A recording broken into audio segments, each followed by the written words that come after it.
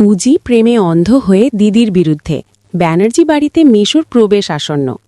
উজি যে একসময় অন্যায়ের বিরুদ্ধে গর্জে উঠত, আজ সে যেন নিজের প্রেমে অন্ধ হয়ে পড়েছে। দিদির বিরুদ্ধে দাঁড়াতে দ্বিধা করছে না, অথচ মেশো ঠিকই ব্যানার্জি বাড়িতে ঢোকার সুযোগ খুঁজে নিচ্ছে। সবচেয়ে বড় ধাক্কা এসেছে ঋষির সঙ্গে তার আচরণে। ঋষি যখন তাকে চোর জোচ্চোর বলে অপমান করছে, তখন উজি তার মতো করে জবাব না দিয়ে বরং নীরব দাসীর মতো আচরণ করছে। অথচ তার হাতে ছিল মোক্ষম সুযোগ ঋষিকে মনে করিয়ে দেওয়ার যে যদি সে সত্যি প্রতিশোধ নিতে আসত, তাহলে ঋষিকে জেলে পাঠানোই হতো সবচেয়ে বড় প্রতিশোধ। কিন্তু উজি সেই সুযোগ হাতছাড়া করল। এখানেই দর্শকরা হতাশ। রাইটিং টিম এত গুরুত্বপূর্ণ পয়েন্ট মিস করে দিল কেন?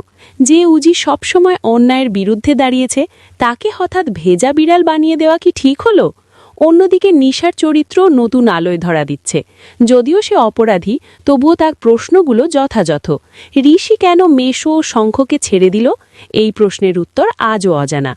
কিন্তু উজি এখন নিজের সংসার বাঁচাতে গিয়ে বাবার মৃত্যুর রহস্য, দিদির কষ্ট সব ভুলে গেছে। সবচেয়ে ভয়ঙ্কর দিক হল, মেশো এবার আর বেশি দিন আটকানো যাবে না।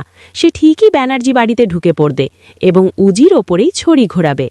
আর উজি যদি দিদিকে জেলে পাঠায়, তবে নিজের শক্ত খুঁটিকে নিজেই কেটে ফেলবে।